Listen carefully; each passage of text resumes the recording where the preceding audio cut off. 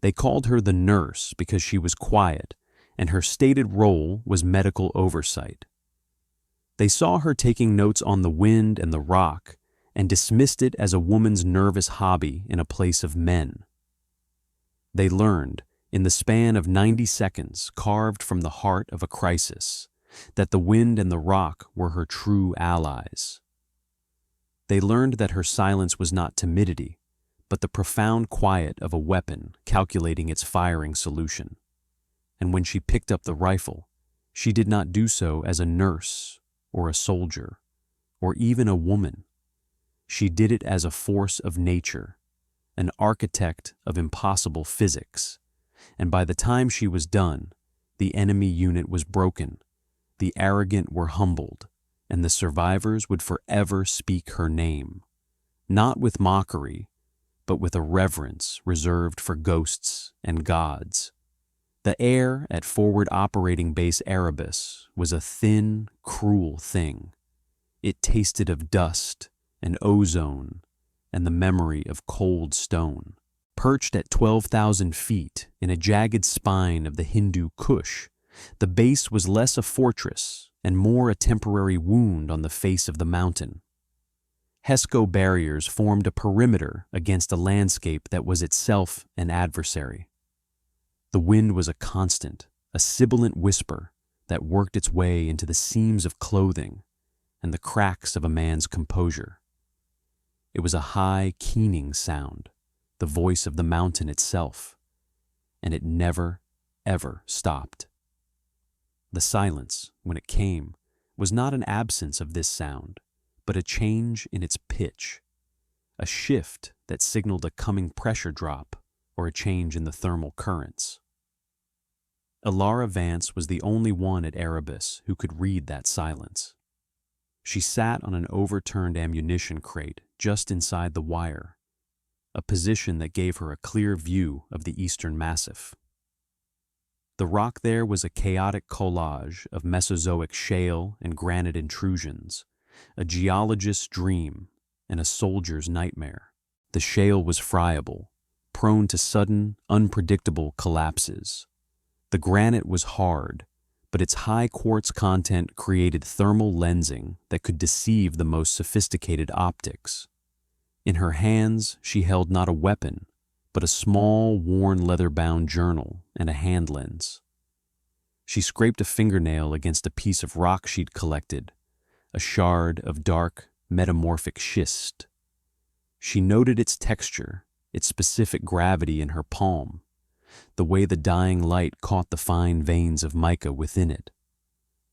To the rotating SEAL team that had arrived 3 days prior, she was an object of mild curiosity and open condescension.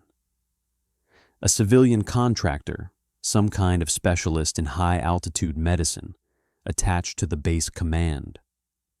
They saw the journal and the rocks and labeled her an eccentric. They called her Doc with a smirk, or the nurse when they thought she was out of earshot. Alara felt their judgment as she felt the drop in barometric pressure, a physical weight, but one that was predictable and therefore manageable. She cataloged it along with the other data points of her environment. Subjective Hostility Index, 7.3, trending upward. Primary source, Lieutenant Commander Thorne, call sign Aries. She didn't look up as his heavy boots crunched on the gravel behind her. His presence was a disruption in the local field, a loud kinetic energy that vibrated through the ground. "Still playing with your pebbles, nurse?" His voice was a blunt instrument designed to hammer compliance and assert dominance. It was a voice accustomed to being the loudest thing in any room, a stark contrast to the patient whisper of the wind. Alara did not turn. She held the schist up to the fading light, tilting it. She was observing the angle of cleavage, the way the layers would shear under specific kinetic pressures. "This is sedimentary rock, metamorphosed by tectonic pressure," she stated, her voice flat, devoid of inflection. It was a simple statement of fact. It tells a story of violence and time. Thorne grunted, a sound of profound disinterest. He was a large man, built not of lean muscle like his subordinates, but of heavy, thick-set power. His jaw was perpetually tight, his eyes constantly scanning for weakness, for challenges to his authority. He saw the world as a series of nails, and he was the hammer. Her quiet, analytical stillness was an affront to his entire being. The only story I care about is the one where we put a bullet in the ghost. My team is spinning up. Briefing in 10. Be there.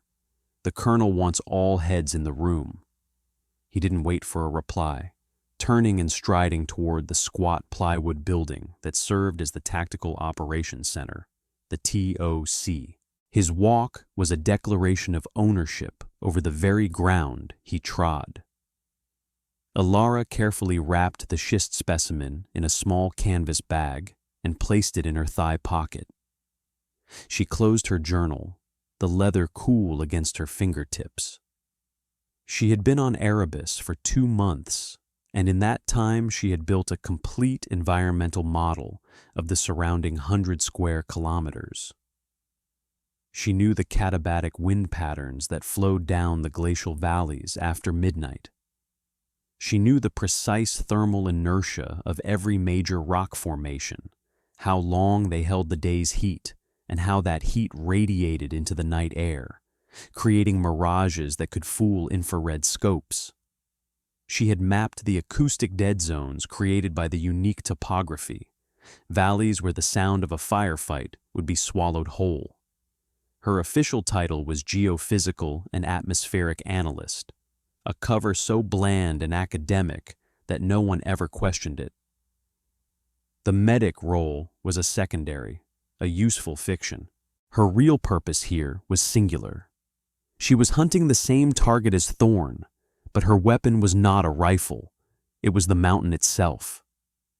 The talk was claustrophobic, smelling of stale coffee, sweat, and the hot metallic tang of overworked electronics.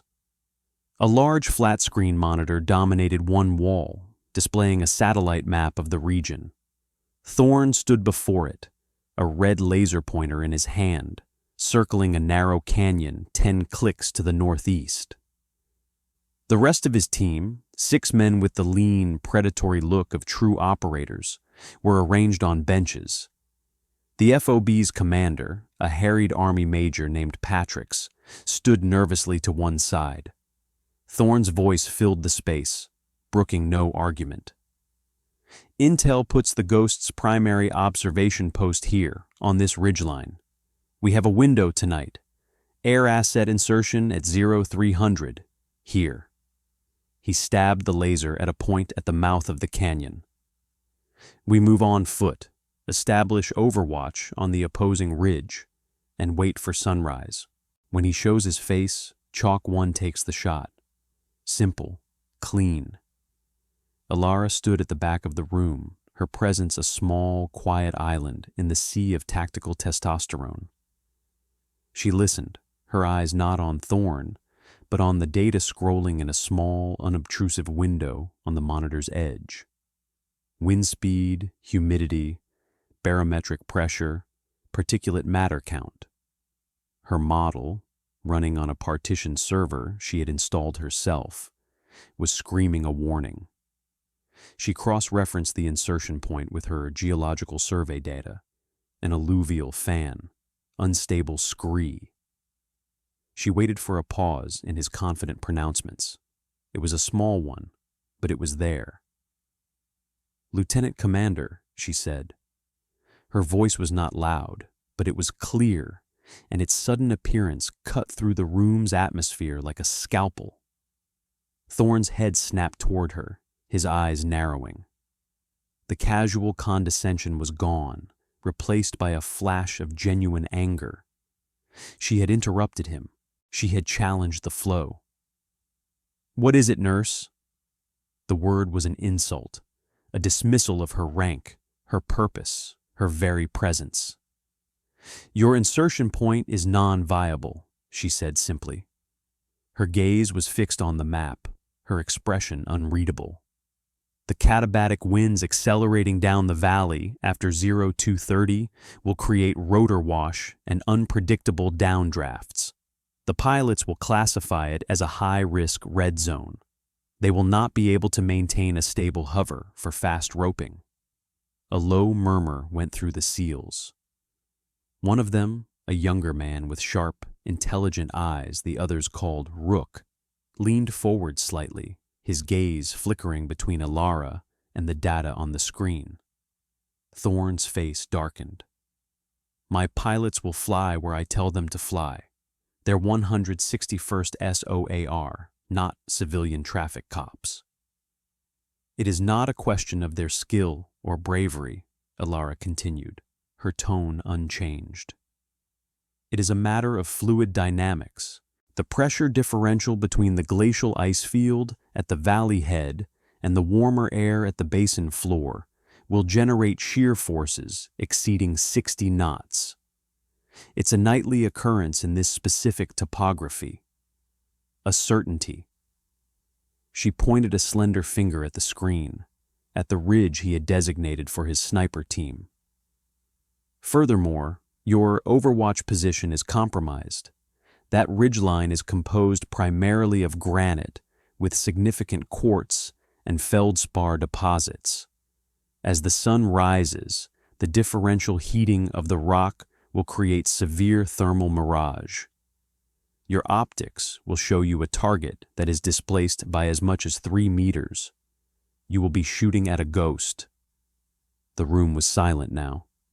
The technical precision of her language, the absolute confidence of her assertions, had momentarily stunned them. She was not offering an opinion. She was stating immutable facts of the physical world. Thorne recovered first.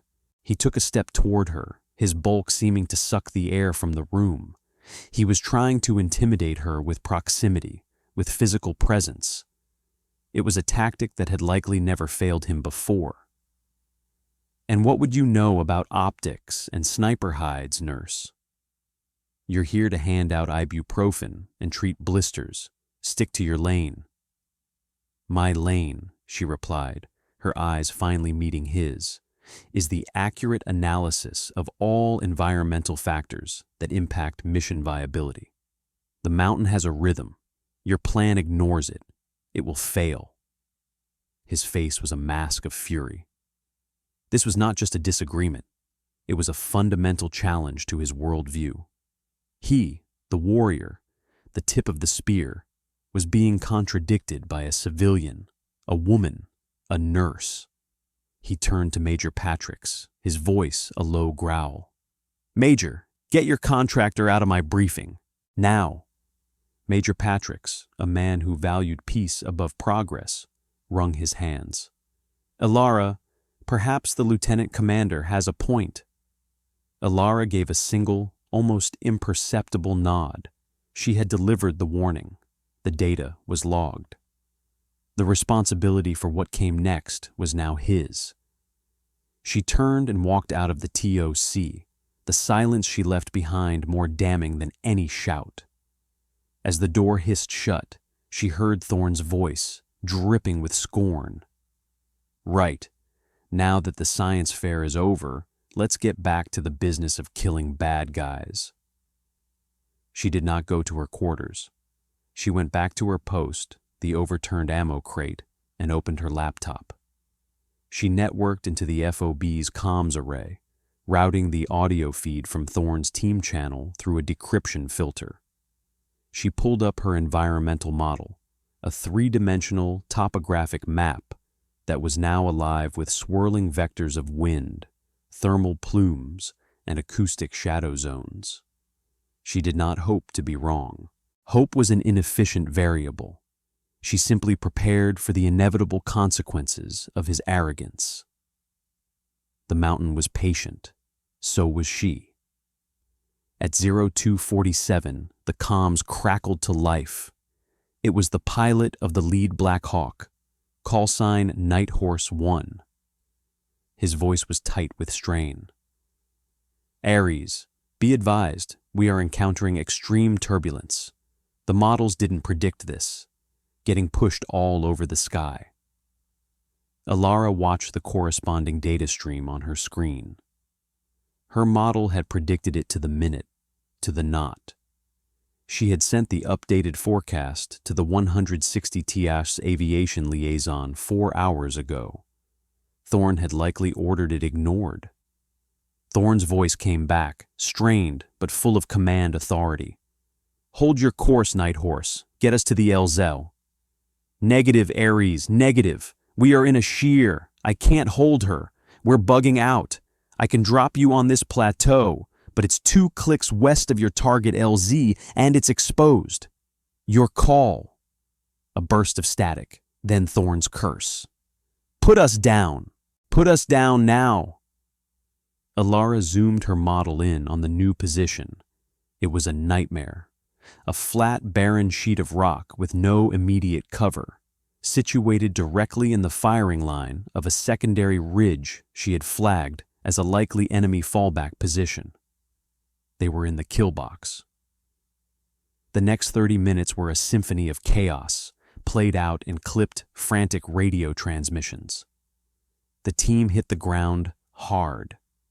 Almost immediately, the distinctive whip-crack sound of a high-velocity rifle shot echoed through the comms, followed by a scream. "Contact! Contact east! Sniper! Man down! Doc, get on him! Can't get a fix on the shooter. My thermals are useless. It's all just shimmering." It was exactly as she had predicted. The thermal mirage from a different rock face, one that caught the faint starlight and radiated it back, was making the enemy sniper invisible to their state-of-the-art equipment. He was using the mountain just as she would have. Thorne's voice, losing its iron certainty, cracking with frustration. "Chalk 1, get that shooter! Suppressing fire! Where is he?" The voice of his own sniper panicked.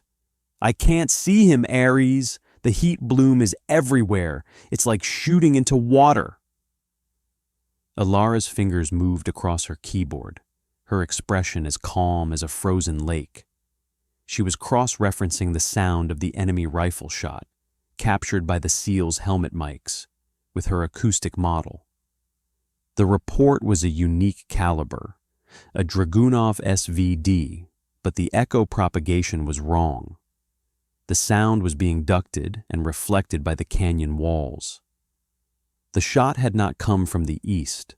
It had come from the north-northeast, from a position almost 1,000 meters higher in elevation. The ghost was toying with them, using the very physics of the valley as a weapon. "Ares, this is Erebus Talk," Major Patrick's reedy voice cut in. "What's your sit rep?" "We are pinned, taking effective fire from an unseen enemy. We need air support." "Danger close," Thorne roared. Alara listened as the major relayed the request. The response from the air wing was swift and final, negative. The same wind conditions that had aborted the insertion prevented any fixed-wing assets from providing close air support. They were on their own. Another scream over the radio. "I'm hit! My leg! 2 men down!" someone yelled. The team's cohesion was fraying, their technological and tactical superiority rendered utterly moot by an enemy who understood the ground better than they did. Thorne's plan, built on brute force and aggression, had shattered against the hard reality of the environment. His orthodoxy had failed. In the TOC, Major Patrick's was pacing, his face pale. He was a logistician, a bureaucrat in uniform. He was not equipped for this. He looked at the comms console as if it were a venomous snake. The situation was spiraling out of control, and the man in charge on the ground was leading his men to their deaths. Alara stood up. She walked past the major, her movements economical and precise. She did not run. She did not shout. She simply moved to the primary communications panel, took the headset from its cradle, and placed it over her ears. The FOB's comms tech looked at her, Then at the Major, his eyes wide. Patrick's just stared, paralyzed by indecision.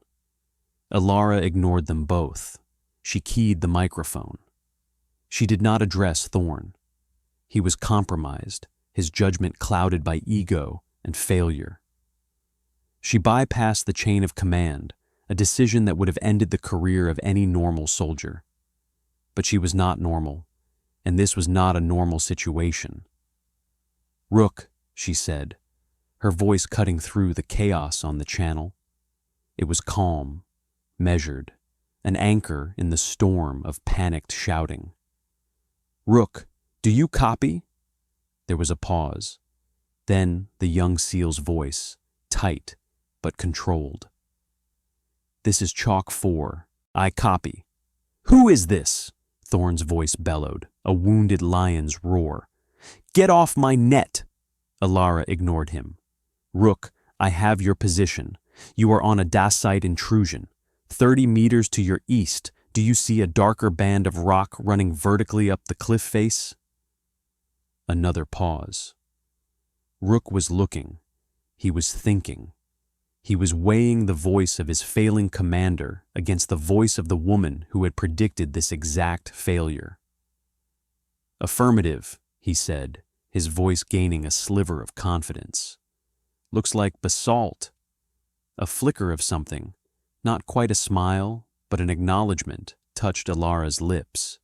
He knew his geology. "Good." "It is a basalt dike," she confirmed. "It is denser than the surrounding rock. It will stop the rounds that are currently penetrating your cover. You need to move your team there, now." "We move. We're dead." "The sniper has us zeroed." It was another SEAL, his voice ragged with fear. "The sniper is not where you think he is," Alara stated. "The shot is coming from bearing 030, elevation 1,500 meters. He is using the acoustic ducting of the canyon to mask his position.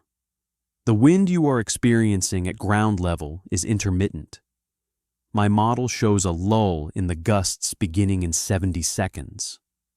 The lull will last for 1 minute and 45 seconds.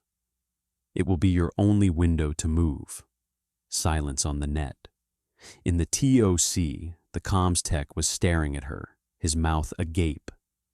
Major Patricks had stopped pacing. He was watching her, his expression a mixture of terror and dawning awe. She was not giving advice. She was issuing commands based on a level of understanding that was almost supernatural. "How do you know that?" Rook asked. It was not a challenge. It was a genuine question.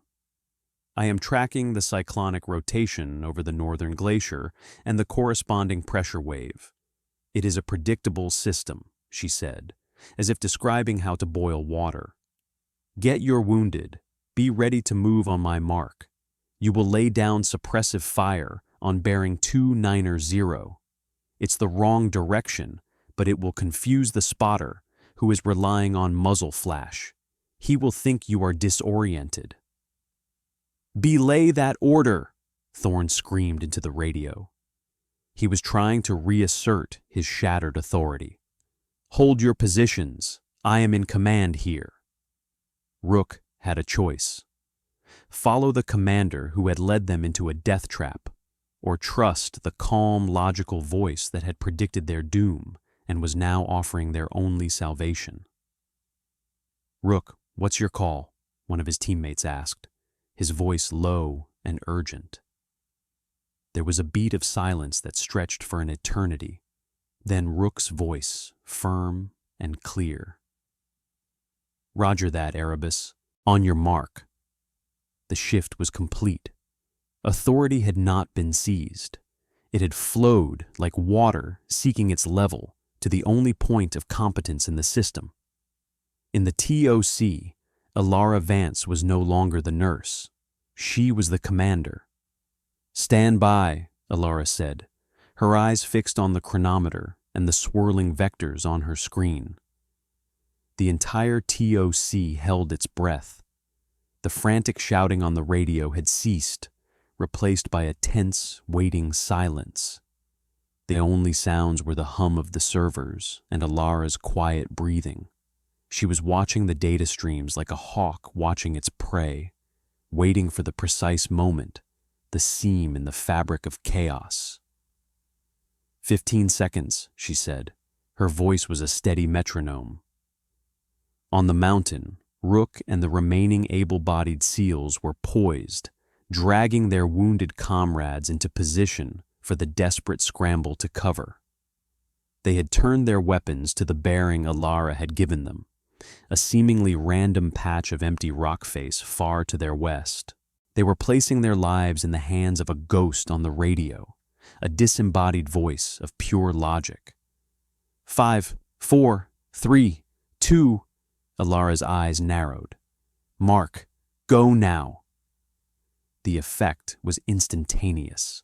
As if a switch had been thrown, the howling wind that had been tearing at the SEALs dropped to a near whisper. The air became still. At the same moment, the team unleashed a volley of suppressive fire at the decoy position. The night lit up with the wrong muzzle flashes. Moving, Rook yelled. For a full minute, the only sounds were the grunts of exertion and the scrape of boots and bodies on rock. They moved with the desperate speed of the hunted, a mad dash across 30 meters of exposed ground. The enemy sniper, momentarily confused by the wind lull and the misdirected fire, fired a single, searching shot. It went wide, impacting the dacite scree where the team had been just moments before, sending up a shower of sparks. In position, Rook gasped, his voice strained. All personnel behind the dike. They were safe, for now, but they were still trapped. The sniper, his position now confirmed by Alara's analysis, was the key. He held the high ground, and he was patient. He commanded the battlefield. As long as he was operational, extraction was impossible. Thorne's voice came over the comm, weak and ragged. He had been hit in the initial volley. We're still pinned. We can't move from here. It was a statement of defeat, a surrender of command. Acknowledged, Alara replied, her tone betraying nothing. Her mind was already working on the final variable. The sniper, the ghost of the peaks. He had chosen his hide perfectly. It was a small notch in a cliff face, shielded from direct assault from below and invisible to thermal imaging from above. He was untouchable by conventional means. But she did not deal in the conventional. She turned away from the comms panel. Major, she said, her voice pulling Patrick's from his trance. I need access to the armory. The armory? He stammered. I require a long-range tactical rifle, a .408 Chaytak or equivalent, and 1 round. Armor piercing is not necessary. A standard boat tail hollow point will suffice. Patrick's just stared at her.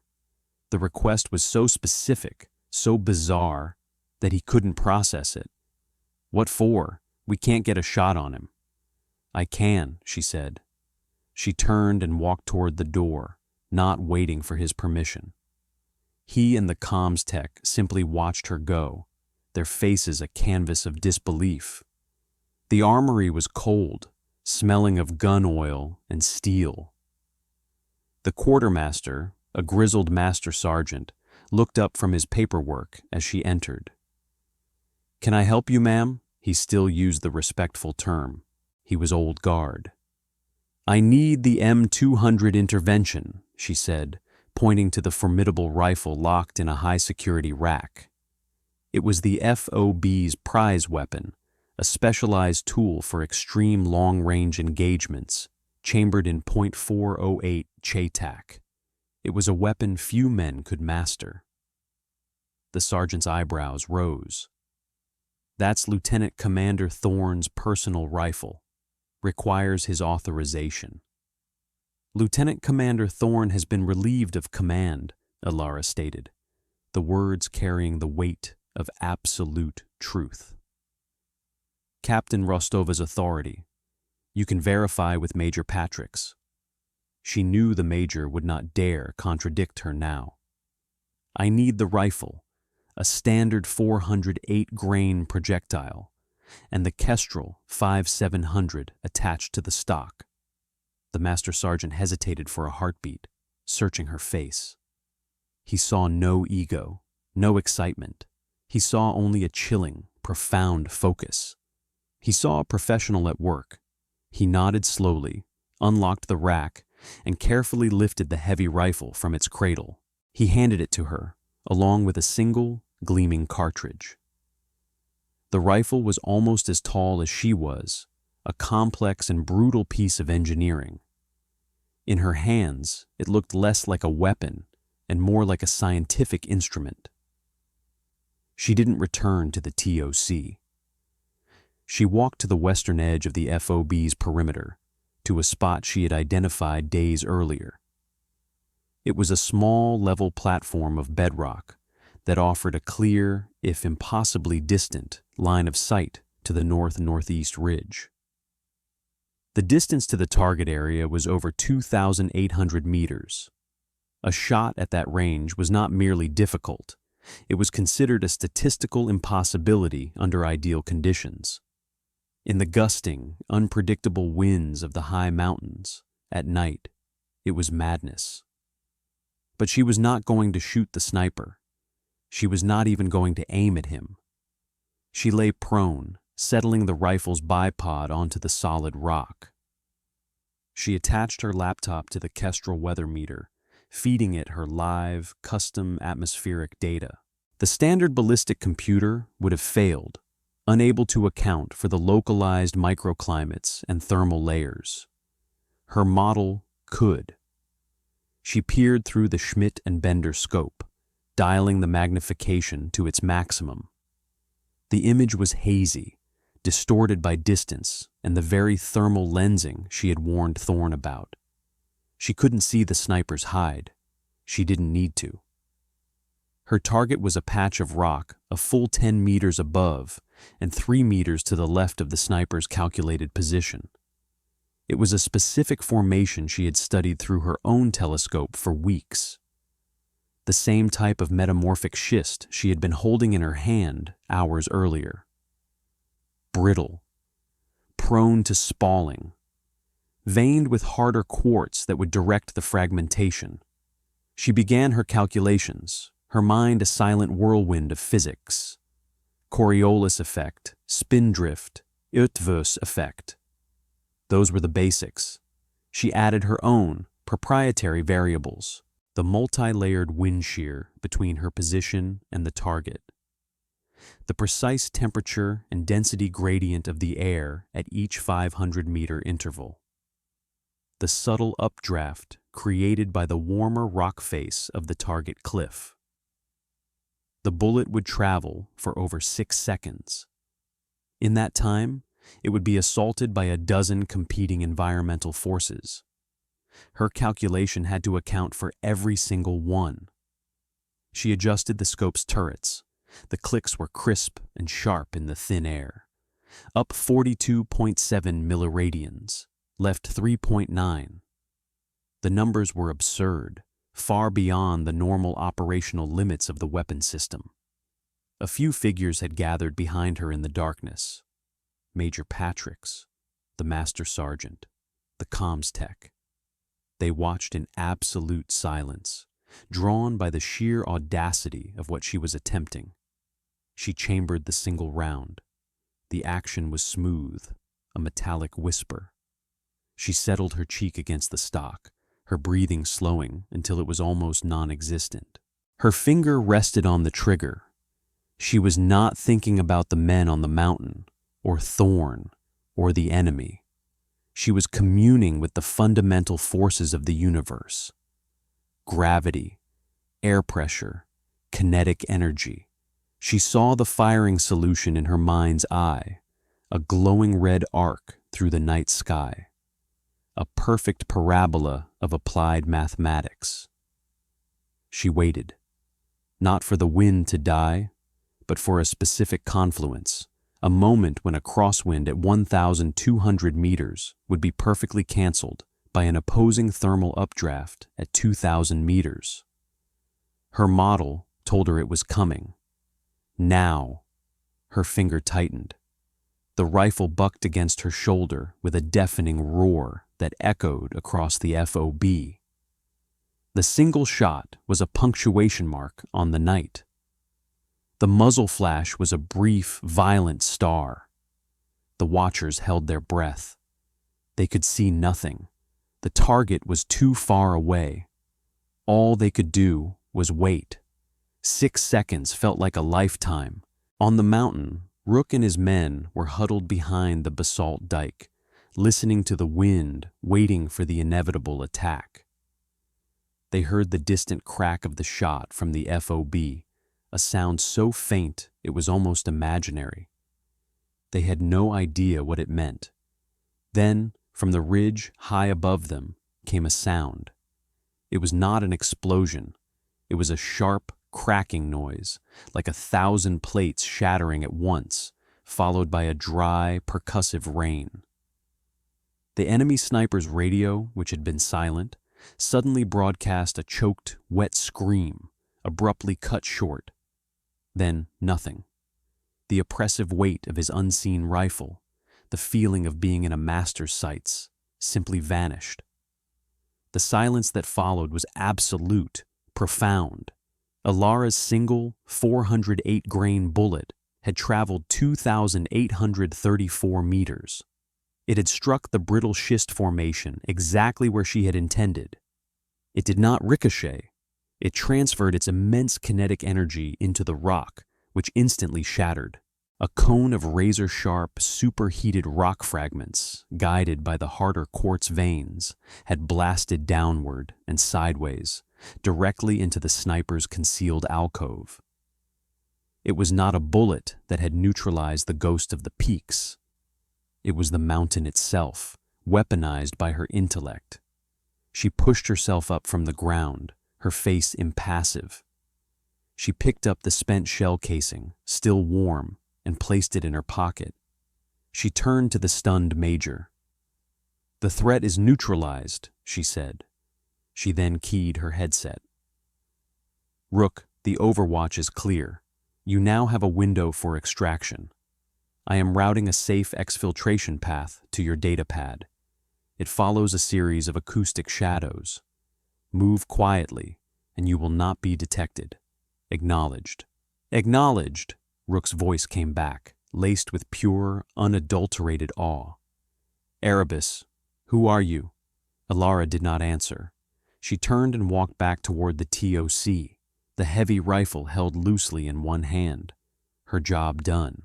The men she passed parted before her as if she were royalty, their faces a mixture of fear and reverence. Inside the TOC, a high-priority secure channel had opened on the main screen. A face appeared, sharp-featured and severe, with intelligent eyes that missed nothing. The insignia on her collar was that of a Navy captain. "This is Captain Eva Rostova," the voice was a blade of polished steel. "Give me a sit rep, Major." Major Patrick's fumbled for the microphone, stammering out a broken, incoherent version of the night's events. Rostova listened with cold patience, her expression unreadable. As Patrick's trailed off, Alara stepped forward and took the microphone from his trembling hand. "Captain, this is Analyst Vance," she said. "SEAL Team Chalk is secure.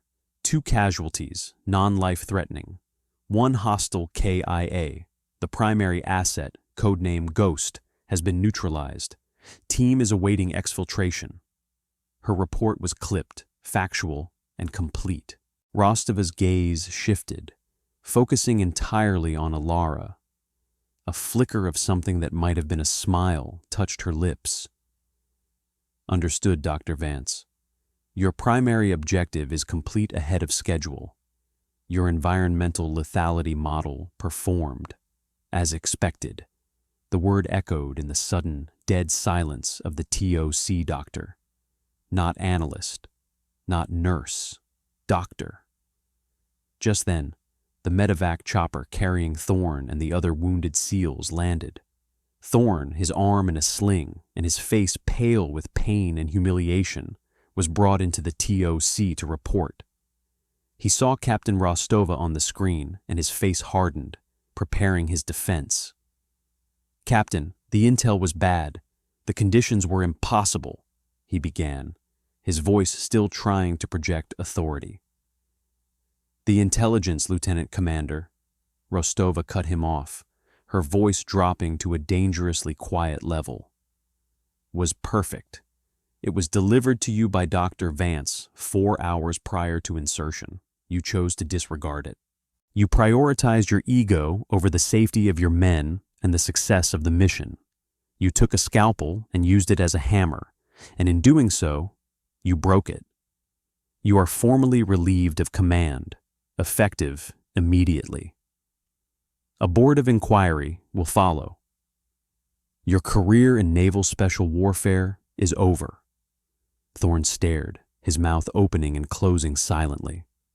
The edifice of his pride, his rank, his entire identity crumbled to dust in a matter of seconds. He looked from the screen to Alara, who stood watching, her expression unchanged. He saw her not as the nurse, but as the architect of his ruin. He saw the truth. He had been weighed, measured, and found wanting. He turned, defeated, and was led away by 2 medics. Rostova's attention returned to Alara. The severity in her eyes softened almost imperceptibly. The ghost was a former Spetsnaz instructor with a genius for mountain warfare. No one could get close to him. We theorized the only way to beat him was to use his own strategy against him, to turn the environment into the weapon. Project Chimera needed a field validation. You have provided it, Doctor. Your transport will be there at 600. Well done. The screen went blank. The revelation settled over the room like a physical weight. Project Chimera. The name was whispered among the intelligence community, a black-budget program that integrated esoteric sciences, geology, atmospheric physics, acoustic modeling, human psychology, into direct-action lethality. Its operatives were ghosts, academics with the security clearance of field agents and the analytical minds of Nobel laureates. They were not support. They were the weapon. Alara Vance was not just an analyst. She was a legend, a name spoken in hushed tones in the highest echelons of strategic command. And they had called her the Nurse. The atmosphere on FOB Erebus transformed overnight. The remaining SEALs, now led by Rook pending a replacement for Thorn, moved with a new quietness. The swagger was gone, replaced by a watchful, profound respect. They addressed Alara as ma'am, or more often, avoided addressing her at all, giving her a wide berth as if she were a piece of unexploded ordnance. They saw her now for what she was, something other, something far beyond their comprehension. Late the next afternoon, just before her scheduled departure, Alara was back at her observation post, sketching the striations on a piece of limestone. She heard footsteps on the gravel, slow and deliberate. It was Rook. He did not speak. He simply placed a steaming metal mug of coffee on the ammo crate beside her. It was a simple gesture, but it was freighted with meaning. It was not an apology. It was an offering. He stood there for a moment, watching her. He gestured with his chin toward the small gray rock in her hand. "What does it tell you?" he asked, his voice quiet, stripped of all bravado. It was the question of a student to a master. Alara turned the rock over in her palm. "It tells me that this entire mountain range was once at the bottom of a shallow sea," she said, her voice soft. It tells me that even the strongest things can be worn down by pressure and time. And it tells me where the weakest points are. She looked up at him, and for the first time, he saw something in her eyes beyond cold analysis. It was not warmth, not emotion, but the ancient, patient wisdom of the stone itself.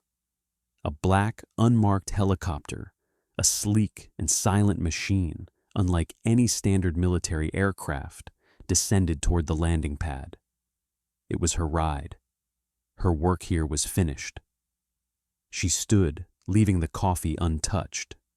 She gave Rook a final brief nod of acknowledgement and walked toward the waiting aircraft. She left as she had arrived, a quiet enigma. But she left behind more than just a neutralized enemy and a disgraced commander. She left a lesson, etched into the memory of every soul on that mountain. They learned that the most dangerous weapon in any arsenal is not the one that makes the most noise, but the one that understands the silence. They learned that true strength is not the power to break things, but the wisdom to know where the breaking points already exist. The legend of the nurse who commanded the mountain itself would be told for years, a cautionary tale for the arrogant and an inspiration for the wise. She was a ghost who had hunted a ghost, and then, like the wind, she was gone.